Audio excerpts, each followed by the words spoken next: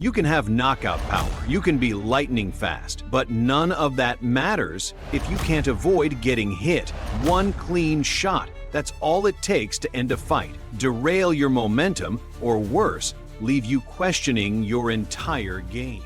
And yet, so many fighters still treat head movement like an afterthought, something flashy, optional, instead of what it really is: survival. The truth? Most beginners and even many intermediate boxers move their heads too late, too wide, or not at all. They think covering up is enough, but in the ring, your head is a target, and if you don't learn to make it disappear, it will get found.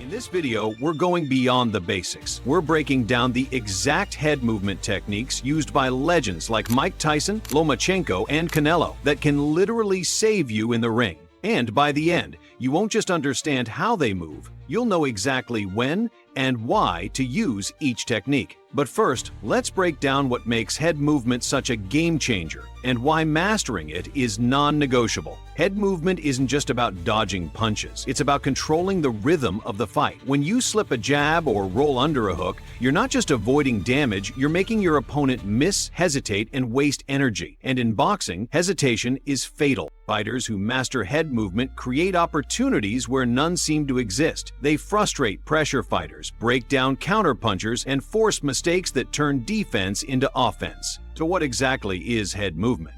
It's the art of moving your head off the center line to avoid punches, but more importantly, it's how you do it: slipping, ducking, bobbing, weaving, rolling. Each movement has its own purpose, timing, and risk. Let's take a real example. Mike Tyson, at just 5'10", he was often the shorter fighter, but his head movement made him nearly impossible to hit clean in his prime. He'd bob and weave under jabs and hooks with insane speed, then explode forward with a counter. It wasn't flashy, it was calculated, and it won him fights before a punch was even thrown because his opponents didn't know where he'd be next. Now look at a different kind of master, Lomachenko. He doesn't slip like Tyson, he angles. He uses subtle head feints and lateral steps to reposition, making it feel like he's always one frame ahead of his opponent's timing. Watch his fight with Nicholas Walters. You'll see Walters hesitate, freeze, second-guess his punches, all because Lomachenko's head was never where it should have been. But here's the problem. Most beginners try to copy what the pros do without understanding why it works. They mimic the motion, but not the timing. They move their head after the punch is thrown or in predictable patterns that get read. That's not defense, that's gambling. So before we dive into specific techniques, let's lay the foundation. What are the most common types of head movement, and how do you train your body to use them without thinking? Because once your head moves automatically, your opponent's punches start hitting air, and that's when you start taking control. Every punch has a path, and every path has a blind spot. If you want your head movement to actually work, you need to understand the 6 fundamental punches you're going to face in the ring. Because slipping randomly doesn't cut it. You have to match the right movement to the right threat, like a key fitting into a lock. Let's break them down. First, the jab. It's fast, it's sharp, and it's often the setup for everything else. But it's also predictable. It comes straight down the center line. Slipping outside the jab sets you up to counter with your rear hand, while slipping inside lets you cut angles and disrupt combinations before they start. And finally, the rear uppercut. It's the finisher. Usually follows a jab cross or hook combo when your guard is high and your chin is forward. Smart head movement here means subtle tilts and small pivots, not big dips that put you in the line of fire. Each punch demands a different kind of response, and if you don't know what you're evading, your movement becomes guesswork. In the next section, we'll break down the actual techniques, the how, when, and why, so you can train your head to read and react before your brain even catches up. One of the most essential yet misunderstood head movement techniques is the slip. It's not about dodging wildly, it's about precision. A well-timed slip makes straight punches miss by inches, not feet, and keeps you in perfect position to counter. So, what is it? The slip is a quick, compact movement of the head off the center line. You rotate slightly from your core, not your waist, shifting your weight just enough to the left or right. Think of a line running vertically through your head and spine. You stay aligned with it as you move, maintaining balance and vision. No leaning, no ducking. Slipping left, bend your lead knee, shift your weight, twist your torso. Slipping right, reverse it. The goal is smooth, tight motion that keeps you dangerous, not off balance. The slip sets up counters. Floyd Mayweather used it to return clean rights after dodging jabs. Mike Tyson slipped and exploded with hooks. And guys like Pernell Whitaker, they turned slipping into an art, dodging combinations with barely a twitch. But slipping isn't just reacting, it's reading. With practice, you'll catch the shoulder roll, the weight transfer, the subtle cues, and slip before the punch fully fires. To train it, start in front of a mirror, work on form, small, controlled movements. Then add tools like a slip rope or slip bag. Focus on balance, speed, and recovery. And always record yourself. What feels right might look all wrong, because in the ring, every inch matters. Now let's talk about the roll, your best defense against looping shots like hooks and overhands. While the slip deals with straight punches, the roll is how you stay safe from the heavy swinging shots that can end fights. At its core, the roll is a defensive crouch with rhythm. You bend your knees slightly, rotate your torso under the punch, and come up on the other side, all while maintaining your guard and balance. It's like drawing a U with your head and shoulder. A left hook's coming, you dip to your right, roll under, and rise back up.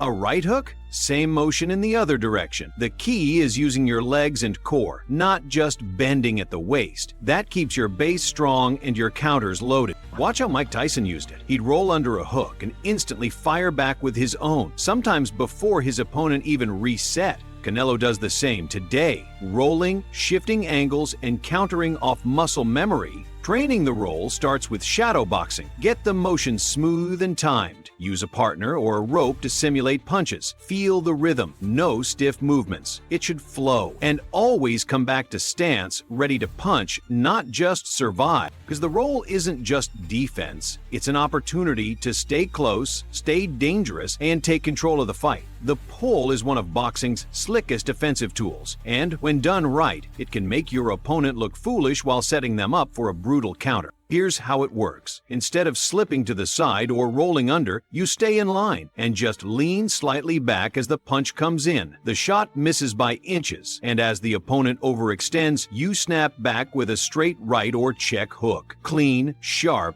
devastating. It's the signature move of fighters like Floyd Mayweather and Shakur Stevenson. You'll often see them bait a jab, then lean just out of range and punish the miss. It's not flashy, but the timing, balance, and control required are elite. To pull correctly, keep your feet planted. Don't jump or step back wildly. Shift your weight slightly to your rear leg. Let your upper body move back and keep your eyes locked on your opponent. You're not running, you're reading and reacting. Drill it slow. Use a mirror, a coach's pad, or light partner drills. Focus on economy of motion, just enough to evade, not so much that you can't fire back instantly. The pull is perfect when you're facing longer opponents or sharpshooters. It forces them to reach, and that's when you make them pay. Mastering each head movement in isolation is one thing, but real mastery comes when you blend them together seamlessly in the chaos of a real fight. Watch Canelo Alvarez. He doesn't just slip or roll. He mixes slips into rolls, pulls into ducks, changing angles mid-exchange. That unpredictability makes him nearly untouchable. You can't time a pattern if there's no pattern to read. The key is adaptability. If a jab comes, you might slip outside. But if a right cross follows immediately, you roll under. And when they try a third punch, say a hook, you might duck or even pull back and counter. It's a fluid chain of reactions, not memorized moves. Drills like mirror sparring or light partner flow work can teach this rhythm. Instead of preset responses, you respond based on what you see,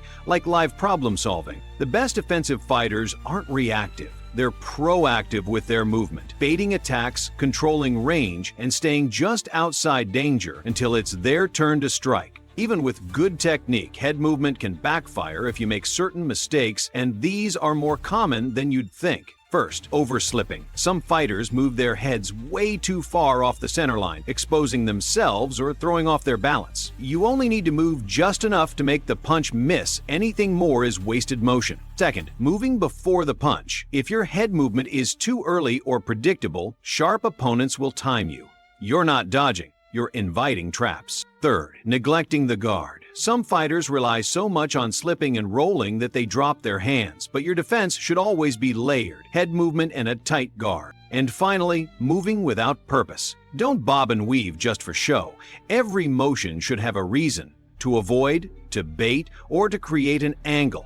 Random movement wastes energy and opens you up. Avoid these mistakes, and your head movement won't just look slick, it'll actually keep you safe. Now that you know the techniques, it's time to build the reflexes that make them second nature. Start with mirror drills. Stand in your stance, visualize punches coming at you, and practice slipping, rolling, and pulling with sharp, controlled movements. This builds muscle memory and form without pressure. Next, shadow boxing with head movement. Don't just throw punches, slip after your jab, roll after your hook, pull back after combos. Link offense and defense. Then, incorporate the slip rope. Set a rope at shoulder height and practice ducking under it with tight rolls and slips. Keep your eyes forward, feet balanced, and back straight. This sharpens timing and rhythm. Another great tool? The double end bag. It forces you to react to unpredictable movement. Slip it, roll under it, counter, all while staying in position. And finally, sparring drills. Controlled rounds where you focus only on defense. Let your partner throw light shots while you evade, no counters, just movement. This helps you apply everything under real pressure without overthinking. Train smart, stay consistent, and these techniques will become automatic, part of your ring instincts. But what really separates average fighters from elite ones is how they adapt under fire. Head movement isn't just physical, it's psychological warfare. It sends a message: you can't hit me. And when your opponent starts missing, frustration builds, they rush, they overcommit.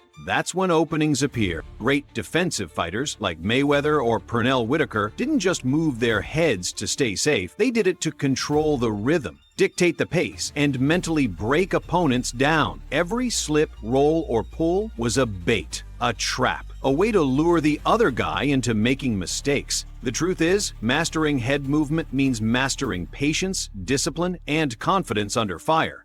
You're not just dodging punches, you're manipulating the fight. It's chess, not checkers. And the moment you treat defense like offense, everything changes. If you master these three techniques, the slip, the roll, and the pull, you won't just defend yourself, you'll control the fight. And that's what great boxing is all about. If you found value in this breakdown and want to sharpen your defense even more, hit that like button so we know to make more content like this. Drop a comment telling us which technique you're working on or struggling with, and we'll help you out in future videos. And if you're serious about leveling up your boxing IQ, make sure to subscribe and turn on notifications. This is just the beginning.